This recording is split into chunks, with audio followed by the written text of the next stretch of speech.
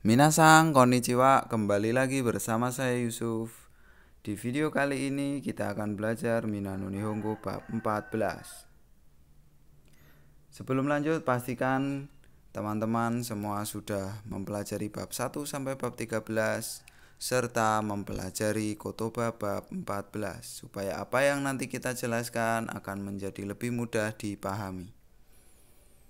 Pada bab 14 ini kita akan belajar 5 materi utama di buku Mina no Nihongo. Yang pertama adalah te kudasai, te imas, mashouka, partikel ga untuk menghubungkan dua kalimat, dan partikel ga untuk penanda kejadian alam. Sebelum kita ke pola kalimat, tentu saja kita berkenalan dulu dengan penggolongan kata kerja dalam bahasa Jepang.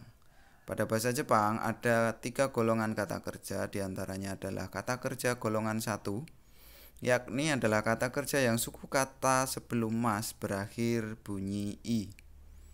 Contohnya kaimas, kakimas, sagashimas ya. Kaimas, kakimas, dan sagashimas itu akhiran bunyi sebelum mas itu i, deretan i ya, bisa kakiku keko itu kan kita ambil ki-nya, sashi suseso kita ambil si-nya dan seterusnya. Jadi deretan i, tidak harus huruf i tapi deretan i. Kemudian golongan kedua itu adalah kata kerja yang suku kata sebelum mas berakhir deretan bunyi e. Namun ada pula yang berakhir pada bunyi i. Contohnya seperti tabemas, mimas, misemas, dan seterusnya ya. Jadi di golongan kedua ini memang kadang-kadang ada deretan i juga, tapi kebanyakan di deretan e. Kemudian di golongan 3 adalah kata kerja spesial.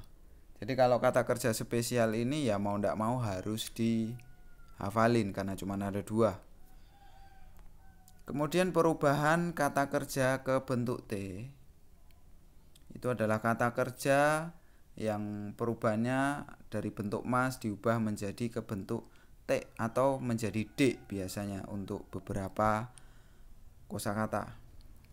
Nah, untuk lebih lengkapnya teman-teman semua bisa lihat di buku Mina no Nihongo bagian Rensu A ya, tentunya yang ada di bab 14.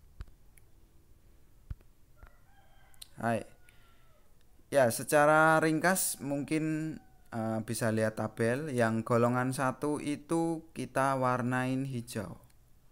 Di warna hijau ini ada akhiran sebelum mas, itu akhiran shi.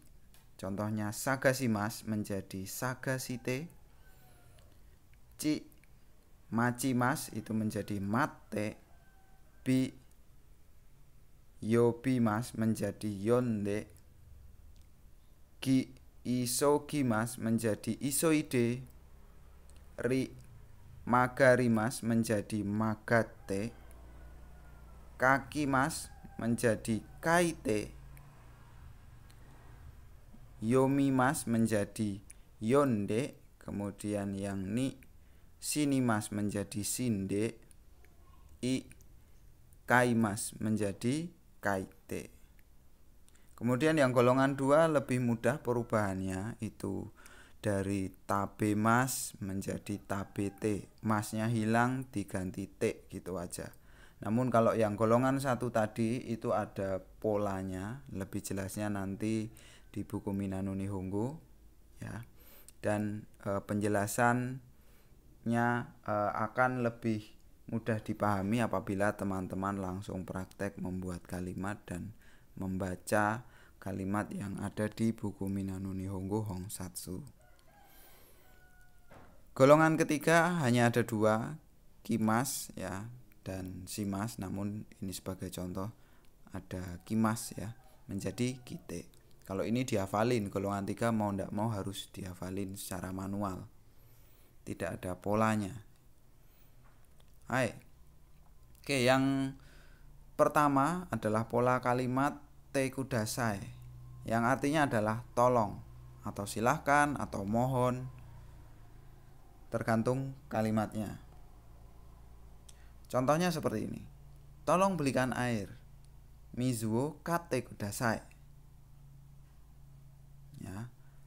Yang kedua, tolong bacakan ini. Koreo yonde kudasai. Jadi kata kerjanya dari bentuk mas diubah ke bentuk T, kemudian tambahin kudasai. Nah, kata kerja bentuk T itu wujudnya ada yang akhirannya T, ada yang akhirannya D. Tergantung kata kerja tersebut perubahannya bagaimana ya. Tadi ingat masih ada golongan 1, 2, dan 3. Kemudian pola kalimat kedua. Itu ada kata kerja bentuk T imas. Yang artinya adalah sedang melakukan ya. Contoh kalimatnya seperti ini. Saya sedang makan daging. Watashi wa ima niku o tabete imas. Rudi sedang bekerja. Rudi sang wa ima hataraite imas. Ya, jadi kata kerja bentuk T belakangnya ditambahin imas. Seperti itu. Artinya sedang melakukan. Ya, mungkin kalau dalam bahasa Inggris ada verb ing itu present continuous tense itu ya, present continuous ya, seperti itulah. Kemudian yang ketiga itu ada kata kerja kepala mas diganti menjadi mashoka ya, jadi masnya hilang diganti mashoka. Itu artinya bagaimana kalau, atau untuk menawarkan bantuan ya. Kalau biasanya bahasa informalnya maukah saya bla bla bla, atau mau nggak saya iniin gitu ya. Intinya menawarkan bantuan kepada orang lain. Contoh kalimatnya, bagaimana kalau saya nyalain AC? Ya kongo tsukemashou ka gitu ya. Jadi menawarkan bantuan kepada orang lain. Kan harusnya biasanya kan ya kongo tsukemas ya, menyalakan AC. Kalau kita menawarkan bantuan kepada orang lain, masnya hilang, kita ambil tsukenya saja. Kemudian diganti mashoka. Kongo tsukemashou ka gitu ya. Kemudian yang kedua, bagaimana kalau saya bawakan barangnya atau barang bawaannya. Itu bahasa Jepangnya menjadi nimotsu o mochimashou ka. Seperti itu. Jadi lebih simpel, tinggal masnya diganti mashou ka. Itu menawarkan bantuan. Kemudian yang keempat itu partikel ga yang untuk menghubungkan dua kalimat. Biasanya digunakan untuk ungkapan awal pembicaraan ya, untuk basa-basi.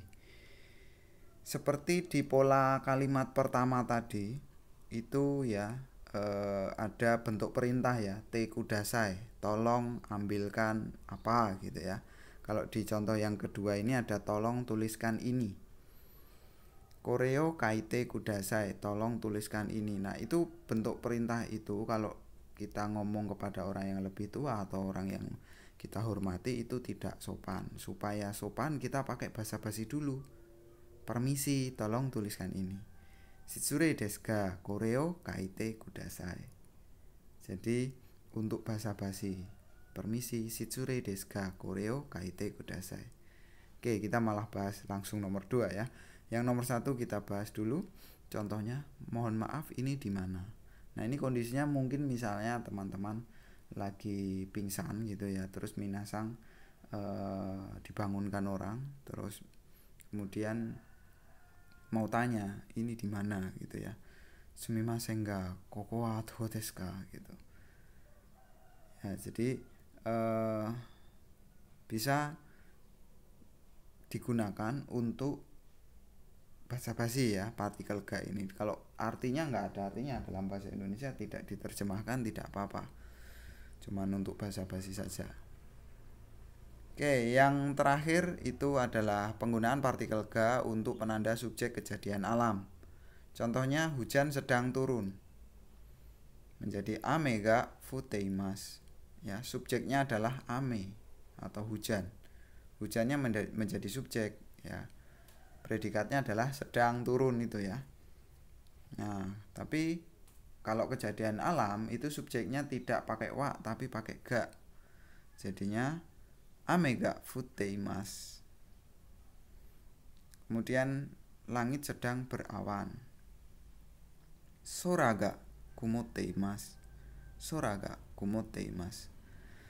Oke, seperti itu di bab 14 ini kita sudah belajar beberapa pola kalimat ya. Di antaranya adalah bentuk T ya, T kudasai, T imas, kemudian ada masyoka dan penggunaan partikel ga untuk basa-basi dan penggunaan partikel ga untuk penanda subjek kejadian alam ya. Jadi di bab 14 ini lumayan padat. Saran kami teman-teman atau minasang terus berlatih, terutama perubahan bentuk kata kerja bentuk T ya. Karena ini akan dipakai terus untuk pola-pola berikutnya, itu pola perubahannya akan dipakai di bab-bab selanjutnya. Jadi pastikan teman-teman menguasai perubahan kata kerja bentuk T. Kemudian penggolongannya juga ya. Tapi kalau penggolongannya, kalau seandainya teman-teman tidak begitu paham, tidak masalah, yang penting tahu perubahannya ya. Jadi sebenarnya ya orang Jepang sendiri tidak tahu ini golongan 1, golongan 2 atau golongan 3. Tapi mereka tahu ini berubahnya jadi apa. Misalnya sasimas itu berubah jadi apa gitu. Kakimas berubah jadi apa gitu. Jadi kalau seandainya teman-teman mau ngafalinnya secara barbar, misalnya maksudnya itu secara satu per satu kata kerja ya bisa juga. Cuman alangkah baiknya kalau teman-teman menghafalkan dengan berpola. Artinya kita golongkan dulu, kemudian kita tahu polanya sehingga kita rubah kata kerja bentuk T-nya lebih berpola, sehingga lebih mudah untuk diubah ke bentuk T itu, pemula lebih mudah mengubahnya. Seperti itu. Kemudian saran kami juga belajar perubahan bentuk T kudasai, karena ini juga akan dipakai terus. Ini pola-pola yang sering dipakai dalam percakapan, dalam kehidupan sehari-hari maupun dalam pekerjaan. Bentuk T imas juga, ini juga materi baru. Pastikan teman-teman belajar dengan baik. Kuncinya latihan terus soalnya, latihan membuat kalimat dan merubah-rubah pola kalimat itu teman-teman akan lebih bisa menguasai materi-materi di bab ini. Seperti itu. Jadi kita hari ini sudah belajar bentuk T kudasai, bentuk T imas, bentuk masyoka, dan ga untuk menghubungkan dua kalimat atau untuk basa-basi, kemudian partikel ga untuk penanda subjek kejadian alam. Seperti itu penjelasan dari saya. Apabila masih ada yang ingin ditanyakan, silahkan tulis di kolom komentar atau silahkan tanyakan ke masing-masing sensei. Terima kasih telah menonton dan sampai jumpa di video berikutnya. Gambate kudasai. Terus belajar dan sampai jumpa. Ja mata ne.